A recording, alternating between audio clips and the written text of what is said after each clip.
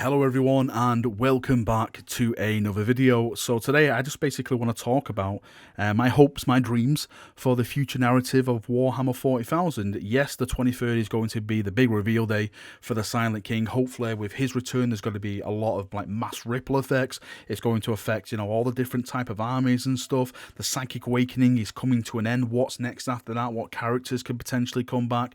What could happen between the Silent King and certain factions? I just really want to take you down my theory hole really and just talk about it all. So let's jump in and let's get started. So I want to start with, of course, the Imperium, my faction, the faction I love the most. Well, Space Marines I love the most, but the Imperium is part of that, I suppose.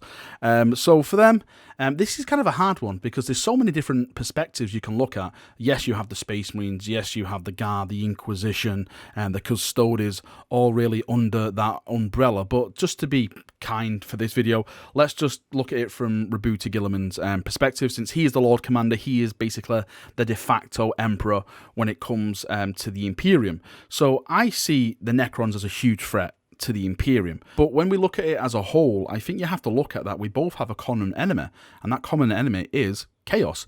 Chaos has made the Great Rift. They split the galaxy in twain. There's demons pouring out. Worlds have been lost. Not only Imperial worlds, Necron Tomb worlds have been a part of this disaster as well. And I think this is one of the main things that's motivated the Silent King to come back. Yes, people can argue about the Tyranids and their threat to the galaxy. We'll get onto that later on in the video. But I still think one of the main threats is Chaos and the way it is encroaching on the galaxy as a whole in this current timeline. And let's not forget that the Silent King has worked with the Imperium before. He's worked with Dante against the Tyranids. Apparently he's had meetings with Sanguinius, which brings us on to the next point. When we have the Silent King, I would love a little sit down with him and Gilliman. Now, if he did meet Sanguinius, and it is truth to be told, I personally believe that, he has met Sanguinius and all that kind of stuff. Another little pointer that I've been hearing is that I wonder if the Silent King is actually going to have Sanguinius's mask, which he actually wore in one of the short stories, which really offended the Blood Angels. That's probably another subject for another time. Back to the subject of him meeting Rebooted Gilliman, I think this would be absolutely fascinating, because when we look at the Silent King, this is not a chap that's been around for 10,000, 20,000 years, 30,000 years, 100,000 years. This guy has been around for 60 million years. 60 million years. We weren't even tadpoles in a bloody swampy pond around that time. So all the knowledge that this chap has gathered, all the foes that he's been facing, is going to be bloody fantastic. And the person that's there to receive that knowledge is probably the best person you can have. Rebooted Gilliman, he loves collecting knowledge, writing things down, using it against his enemies. So I really want a nice conversation between these two and them to discuss the future of the galaxy, other races, the potential new enemies, all that kind of stuff. It really gets me excited where they can go with that kind of interaction. I do think that the Imperium's main front, though, going forward, is still going to be Chaos. Chaos is always going to be the bane of the Imperial forces. Even though the Necrons are coming back, I think the Necrons are going to come back, and they are going to be a threat to the Imperium, but I think the Necrons are going to have other threats which are more close to heart. And again, we'll get into this in a second with other Necron factions, the Tyranids and stuff like that.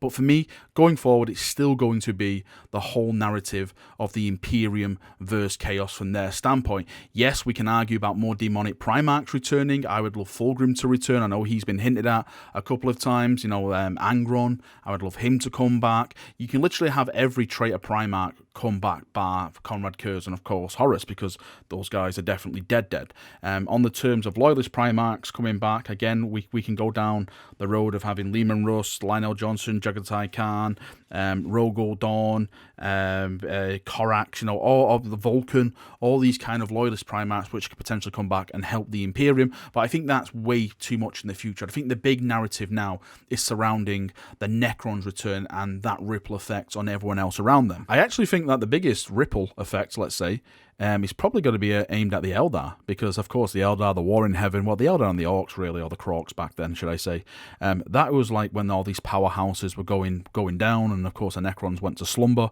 and really the Eldar became that technologically advanced race. They were the big dogs then in the galaxy.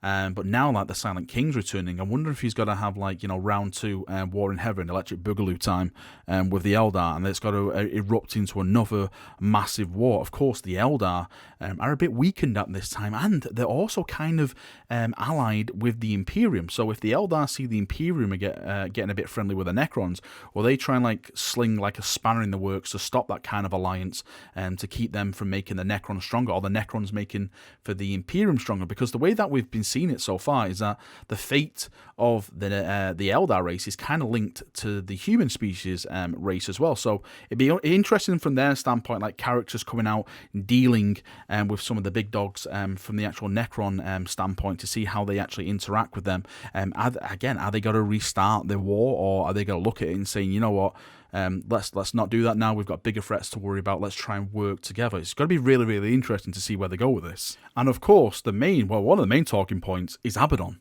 Where the hell is Abaddon? What is he doing? We had him at Vigilus. He did what he did at Vigilus. It was kind of a standstill. It was a bit of a boring end in my opinion.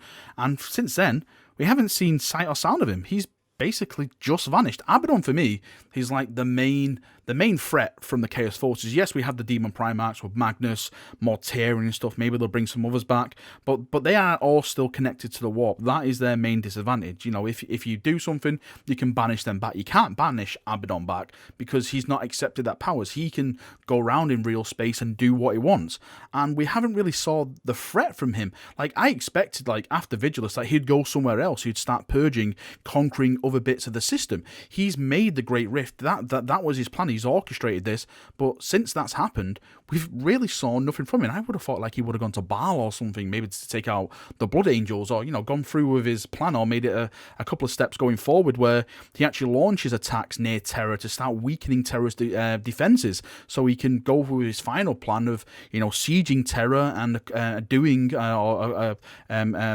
achieving the objective that Horus could never do, of winning the Battle of Terra, sieging Terra and killing the Emperor, and killing the Imperium, more or less. He would be the dominant person then, but we just haven't seen really anything from Abaddon, and hopefully that will change in the future narrative, because again, he is one of the main characters, and he's the main character really for Chaos. Now, if we move on to the Xenos side of things, let's start with the Tau, because it's going to be funny to see how the Tau's reaction to the Necrons, because the Tau have always, how do I say this politically, always seen themselves as the best of the best. I like to say their heads up their own ass, but it'd be nice to see their reactions to the Silent King, and to his technology, and to his influence. You talk about the greater good, when this guy, 60 million years old, he's probably seen these things before. It'd be nice to see his interaction, and to see how he views this so-called greater good, and the little, I say little empire, it's growing probably year by year now, the Tau Empire.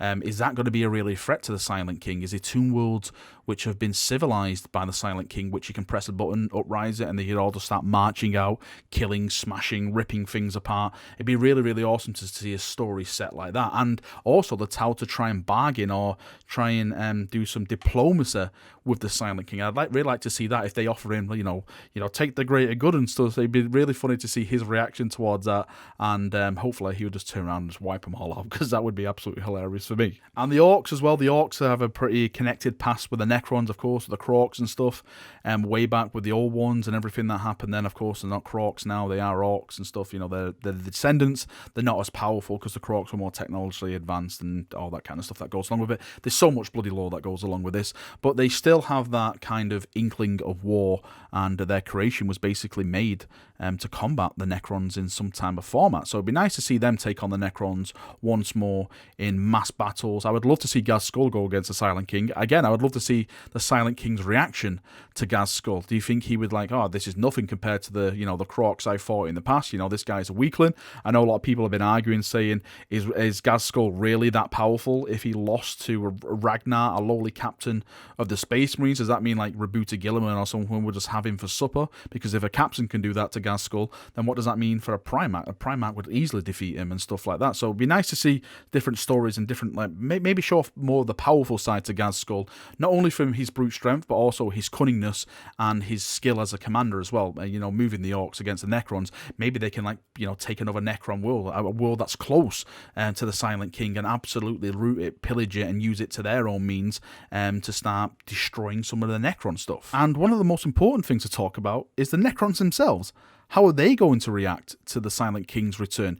Yes, we have some of the Necrons that would probably bow down to him, but we'll probably have some of them that don't want to do that, like Sartek and stuff like that. You know, apparently he's been, you know, he sees himself as a big dog now. Is he going to bow down to the Silent King? I don't think so. Trajan, you know what Trajan's like with his personality and his collection and stuff. Is he going to bow down to the Silent King? Again, I don't think so. I think there's going to be a lot of unrest within the Necrons themselves. There's going to be maybe, well, I won't say like a Horus Heresy kind of galaxy spinning event, but I definitely think there's going to be some conflicts between the Necrons, Tomb Worlds, and dynasties and stuff like that. Dynasties, should I say, and all that kind of stuff. Everyone's not just going to go, yay, the Silent King's return, let's all follow him. I definitely don't think it's going to be a narrative set out like that. There's going to be conflict within the Necron faction as a whole. And the big boy out of all of this for me, which I think the Silent King mainly came back for, is the Tyranids. Let's not forget about the Tyranids, because we haven't seen the main bulk of the Tyranid fleet yet. We basically saw the tendrils coming in, you know, that's it. And those tendrils have caused mass amounts of devastation, obliterated tire sectors, you know, worlds bleached to the bone, nom nom nom, and all that kind of stuff. For the Silent King, I think he sees the Nids as the potential big threat at the moment. Yes, Chaos is a threat as well, but Chaos can be dealt with another time. I think it's all about the Tyranids, because they only care about hunger and moving on to planets, consuming the entire planets, all the biomass, and then just moving on. You know, they will literally eat the galaxy out and just move on to the next source. So I think that is one of the main issues of him coming back and dealing with them. And I do think that the Necrons themselves are probably the best equipped to deal with the Necrons. Some of the technology that they have, I'm sure, is going to be mind-blowingly awesome, and they can just like wipe out entire things. Maybe they have weapons that can disconnect the Tyranids from the actual hive mind, so they all go like all wavy and stuff, and they don't know really what's going on. It'd be really, really interesting to see the Necron King, should I say, take on the main hive fleet of the Tyranids and just see what devastation he can reap upon them. No matter what happens, we know that basically now the Psychic Awakening is coming to an end. It's going to be fun to see where they go with the next stage of the narratives, you know, other big characters coming back,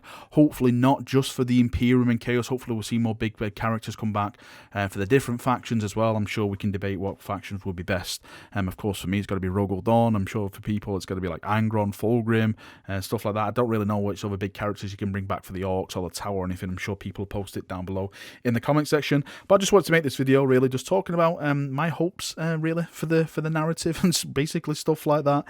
So thank you for coming, thank you for watching. I'd love to get your thoughts and feedback. What would you like to see potentially happening in the new narrative for Warhammer 40,000? Would you like to see certain factions ally, certain factions declare war, maybe, you know, in war with certain factions? Post it all down below, and as always, we can have a nice little chat down there. See you now, have a great day, thank you for coming, and bye bye.